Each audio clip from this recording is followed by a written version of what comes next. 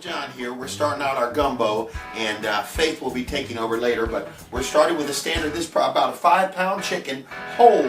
We took out the innards, unwrapped the paper, and put them in here too. About a 3-gallon pot here, filled 3/4 away with just regular tap water, and now we're putting the entire chicken into the pot to boil. And when it gets to the point where the leg will just pop out of the socket, we'll know that the chicken's done, but at that time, Faith will have to take over. So we're starting, we're gonna cover it, and we're good to go. Gumbo on the way. We are done boiling the chicken, and I've already taken it out, and it did sort of come apart when I was taking it out, which worked fine because that's the way it's supposed to be. And right now we're left with this fabulous broth that we will use for the foundation.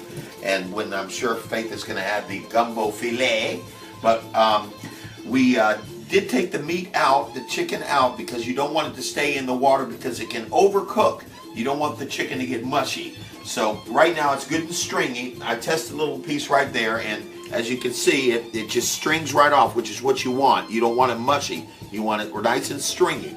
So we're going to proceed to debone and deskin all of this, put it in a separate pile and set it aside, and then wait for the next step with Faith. All right, the chicken now has been deboned, and Faith has arrived, and she is... Hello, Faith. Hi. And she is now, we're going to chop the vegetables. We have our onions here, and we have our green peppers over here, and so that's the next step. It was two big, large green bell peppers, and how many onions will we use, Faith? About 6. About 6, okay.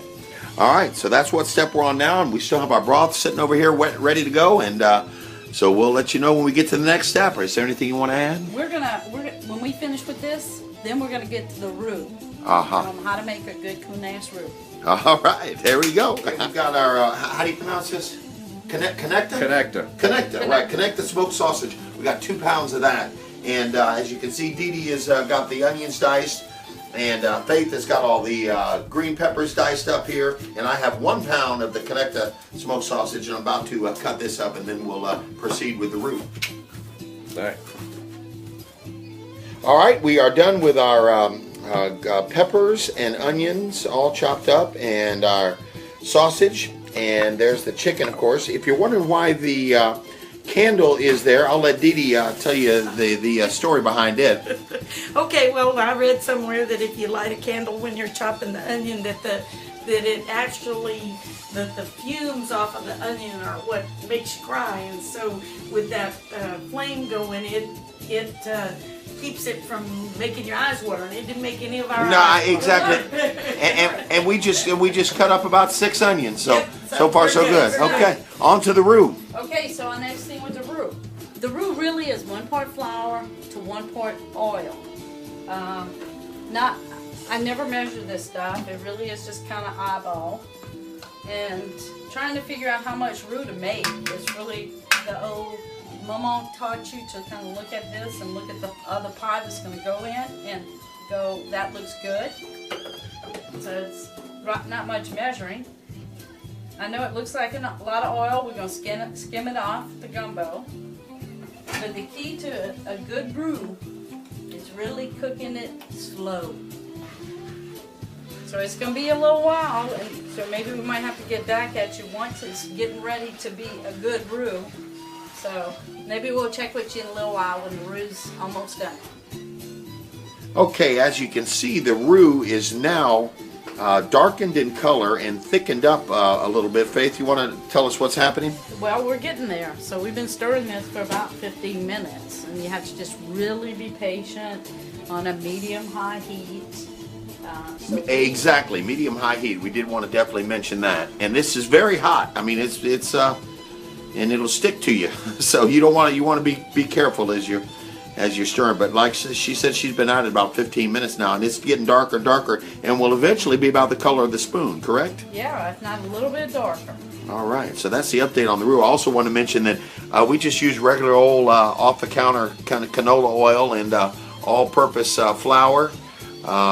Is that what it was? All-purpose? And she showed them equal parts. Yeah, about equal parts. You just you kind of did it by eye. Yeah, just sort of. Yeah. Oh, it is equal parts. Equal parts. Okay, so you did a couple scoops of the flour, and then just dump the oil in to kind of to see eyeball it about what was right. So and you see the texture? yeah, oh yeah. You Getting that texture. Oh yeah, starting to get some real thickness there. Okay, so we're just about there. Our roux, you can tell how brown it is compared to the spoon. We even saw a little smoke coming off it earlier. Look at that. Which is not a problem. That's actually a good thing. So that is the, oh boy, it is getting dark. All right. It's getting dark, so we're gonna just gonna be a minute, and we're gonna shock this baby and keep it from cooking by throwing the onions and bell peppers in it. Uh-huh. Now that our roux, you can see it's got the color at the end of that spoon. We're gonna take all of the onions and bell peppers, and we're gonna chuck it all in there, okay? And that's gonna get that roux to start cooking, and the veggies will be sauteed down. Is the heat still on? The fire The heat still is on? still on, and if you watch this, look at that roux. It's really gonna get kind of grainy looking, or you see it get thick around those vegetables. Oh yeah. And look at that. Oh, it's like paste. It's like paste. Look at. So we're gonna saute this down, and once it's sauteed, we'll be ready to start adding this and our sausage back into the broth, and we'll start simmering down some gumbo. Woohoo! Okay, we're back. It looks like our roux is about done, and boy, look at the consistency of that. That is thick. Look at those onions and bell peppers. So now that we've got this, Jeff's right, we're gonna put it back in the stock, and Dee Dee's we're gonna hand off. We're gonna put the sausage in there too. We're gonna hold on. Okay, here we go. Let's get that baby in there. Don't splash. It's hot. It's hot.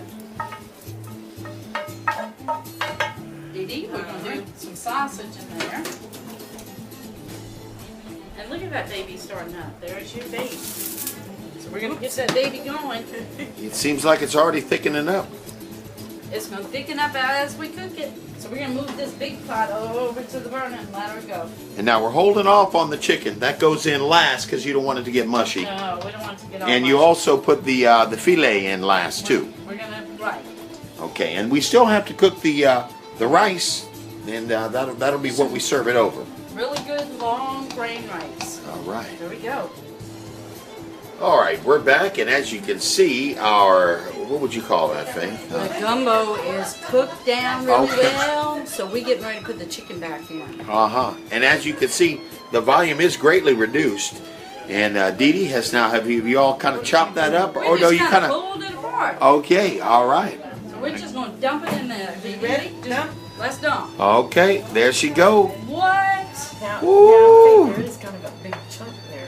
It's gonna break on up. So we're gonna let it just get all happy up in there, and we're gonna add some filet to it now. Uh-huh. Oh, now's the time. This is not gonna be the last. Okay, filet, hold it up so we can see So what we're we gonna got. do some Zataran, Zatarans. pure ground gumbo filet. which Okay, is actually ground sassafras. I saw that on the label. Yeah. Oh, It's so you just ground- dumping some in we're there. gonna Look at dump that. some in there.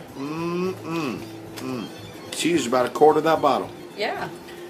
And Okay. we're gonna let it just simmer down, and it's gonna thicken up with that. I'm telling you, if sassafras. this was smell-o-vision, you would be really feeling some incredible. What? Yeah, there it is. Oh, yes, yeah. indeed. Oh my Oh. goodness. All right. On the Well, side over here, we got the rice going because no good gumbo. of course, right. And we're gonna have some good potato salad with that because no good CoonAss does not put the potato salad right in the middle of the gumbo, which we'll show you later. There you go. That's the latest, folks. Okay, John, it is time. It's time for gumbo. I'm telling you, this has been about a 3 or 4 hour affair, and we are excited. Now look at how Look at wonderful the- that looks. The rice is Now done. here's your rice. Oh, it's Look nice at and this gumbo, fluffy. John. Ooh, my What? Lord. Oh my Okay, gosh. there is a proper serving technique. for Okay, now gumbo. this will be the pièce de résistance. Well, so you have to put your rice. A little in. bit of rice there. Oh And no, I a know good we amount. I know we added some filet to the gumbo, but you really have to add A little bit sprinkle more on top. the Okay. rice. And And serve it on top. Look at Oh that. my Look goodness. at that. That's what we're talking about right here. What? And I know your husband has been waiting on it, so Yes, we'll let you just come on. we'll let you take it on out and follow our chef out. Ladies and gentlemen. We have one more step. Yeah, here we are. Everybody say hi now. Welcome to the group. Hello. All right, one more step. For the proper Potato salad. CoonAss Gumbo. Oh! Potato salad, and that would be some good gumbo. Yeah, Rodney, your dinner is served. Yep. Your bride has created quite the I see that. Bon fat. appetit, Look at that, baby. bon appetit. Yeah, I think that deserves a kiss on the cheek. What do you say? Oh, even better. So y'all join in. We sure hope you've enjoyed tonight's instructional video on how to make the best CoonAss Gumbo in the world.